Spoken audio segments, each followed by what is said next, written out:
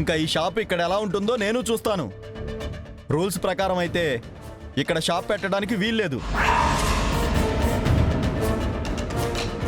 ఏదో ఆడదానివి వ్యాపారం చేసుకుంటున్నావని జాలితో వదిలేస్తే ఇలాంటి వాళ్ళందరినీ చేరదీసి నన్నే అవమానిస్తావా? ఒరే తమ్ముడు, ఏంట్రా ఇలా చేసావు? ఆయన ఆఫీసర్ రా, ఆయన దయతోనే మనం ఇక్కడ షాప్ పెట్టుకున్నాం. సార్ ఈ ఒక్కసారికి క్షమించండి సార్. దేనికక్క బ్రతిమలాడతావు? ఏం చేస్తాడినా? 10 మంది తినే చోట ఇష్టానికి వచ్చి వాగుతా ఉంటే చూస్తా గమ్మునుంటావా ఏంది? చూసావా వాడు ఇంకా ఎలా మాట్లాడుతున్నాడో? చూస్తాను, వాడి సంగతి చూస్తాను, ఈ షాప్ సంగతి చూస్తాను. రే, నీలా చాలా మందిని చూసిన పోరా. గమ్మునుండరా, నీకు పుణ్యం ఉంటుంది.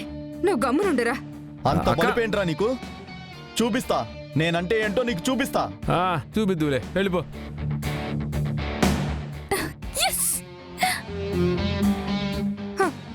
ఎంత పని చేసావురా!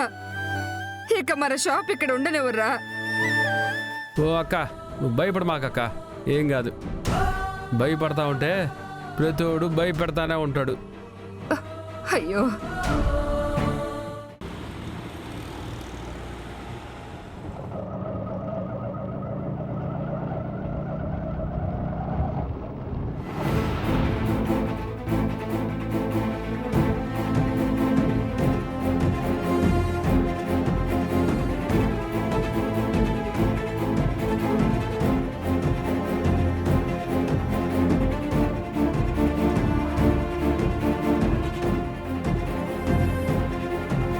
నీ రాత నువ్వెలా రాసుకుంటున్నావో నీకైనా అర్థమవుతుందా? రాత్రంతా వర్షంలో నిలబడాల్సిన కర్మ నీకేంటే? ఈ కష్టాలని ఆ చిరంజీవిని పెళ్లి చేసుకున్నావు కాబట్టే కదా. అదే ఇంకొక మంచి సంబంధం చేసుకొనుంటే అసలు ఈ కష్టాలన్నీ నీకుండేవా? తండ్రిని గౌరవించనోడు, తల్లి మీద ప్రమాణం చేసి మాట నిలుపుకోలేనోడు, అలాంటి వాడితో నీ జీవితం బాగుంటుందని ఎలా అనుకున్నావే?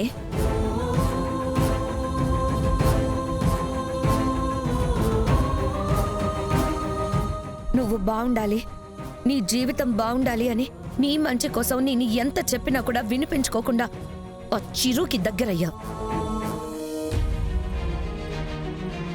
సరే, ఏదో ఒకరోజు అర్థం చేసుకుంటావు, నేను చెప్పిన మాట వింటావులే అన్న నమ్మకంతో ఉంటే తాడు బొంగరం లేని అలాంటి వాడితో వెళ్ళిపోయి బయట ఎక్కడ బ్రతకలేక ఇదిగో గుడిసెలోకొచ్చి చేరావు.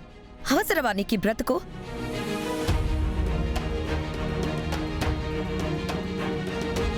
పెళ్లి చేసుకోకపోయినా మన ఇంట్లోనే ఉండి ఉన్నది తిని ఆ చదివేదో కాస్త పూర్తి చేసుకొనుంటే అన్నయ్య కోరుకున్నట్టు గొప్ప స్థానంలో ఉండేదానివి. నీకు సంబంధించి ఏ విషయంలోనూ నాకు సంతోషంగా లేదు. నాకే కాదు, నీకు లేదు. దానికి కారణం నువ్వు ఆ చిరంజీవిని పెళ్లి చేసుకోవడం.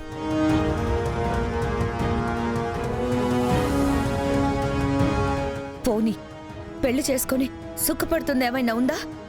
ఇల్లు దాటి బయటకెళ్ళావు, ఆటో తోలుతూ కష్టపడుతున్నావు. అతన్ని కూడా నువ్వే పోషించాల్సిన పరిస్థితి వచ్చింది. ఏం చేస్తున్నావో నీకైనా అర్థమవుతుందా అసలు?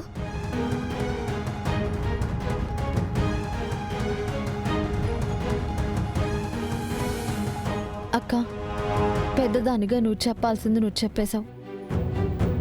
చిన్నదాన్ని కొన్ని చెప్తే బాగుండదు.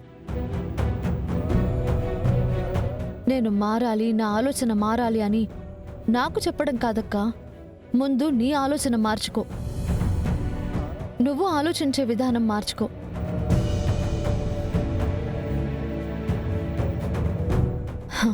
ఆ మేడలో నీ భర్తతో నువ్వు సంతోషంగా ఉన్నావో లేదో నాకు తెలీదు, కానీ మేము కట్టుకున్న ఈ చిన్న బొమ్మరిల్లులో ఖచ్చితంగా నేను చిరంజీవితో చాలా సంతోషంగా ఉన్నాను.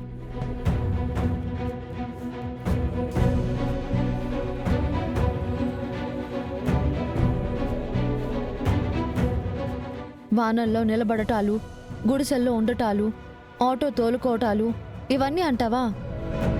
జీవితం అక్క, అందరికీ ఒకే రాత రాయరు.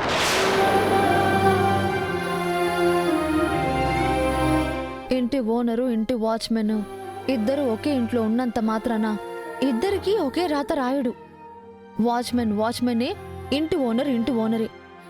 కానీ ఆ వాచ్మెన్ కూడా కష్టపడాలి. నేను ఎదగాలని సంకల్పించుకుని ఎప్పుడైతే ఓ మంచి నిర్ణయం తీసుకుంటాడో అతను కూడా ఆ స్థాయికి ఎదగొచ్చు, అంతకంటే గొప్ప స్థాయికి వెళ్ళొచ్చు.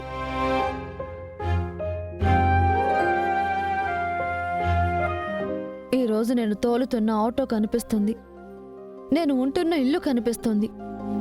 ఇవి జీవితంలో తొలి అడుగులక్క. ఎదగాల్సింది చాలా ఉంది.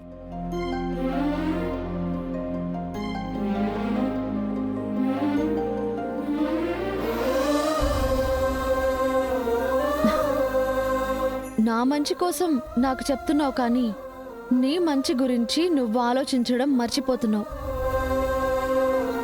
ఎప్పుడైతే ఈ ఫ్యామిలీ అంతా ఒక్కటని నువ్వు అనుకుంటావో, ఎప్పుడైతే చిరంజీవిని నువ్వు అర్థం చేసుకుంటావో, అప్పుడు ఆ కుటుంబమే కాదు, నువ్వు సంతోషంగా ఉంటావు.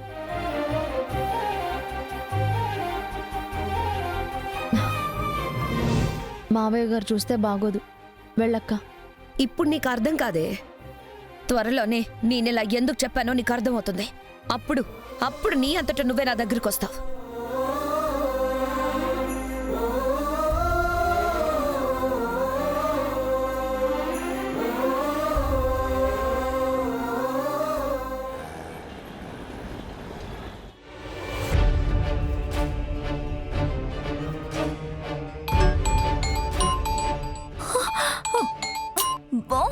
వీడు మళ్ళీ ఫోన్ చేస్తున్నాడమ్మా.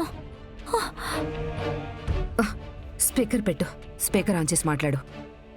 ఏంటి మంజు పాప, ఎంతవరకు వచ్చింది? గుర్తుందిగా, రేపటి వరకే నీ టైం.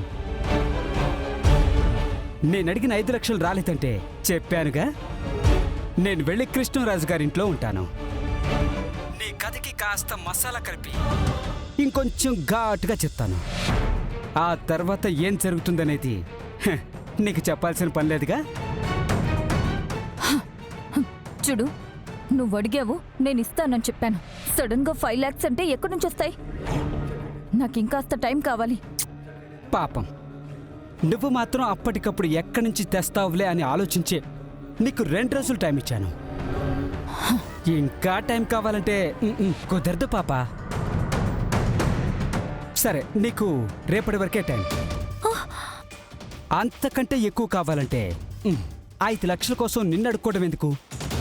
కృష్ణరాజు గారి దగ్గరికి వెళ్ళి 10 లక్షలు తీసుకోవచ్చు కదా. డిసైడ్ చేసుకో, నువ్వు తెచ్చిస్తావా, నన్నే తెచ్చుకోమంటావా? చాయిస్ ఈజ్ యువర్స్ మంజు పాప.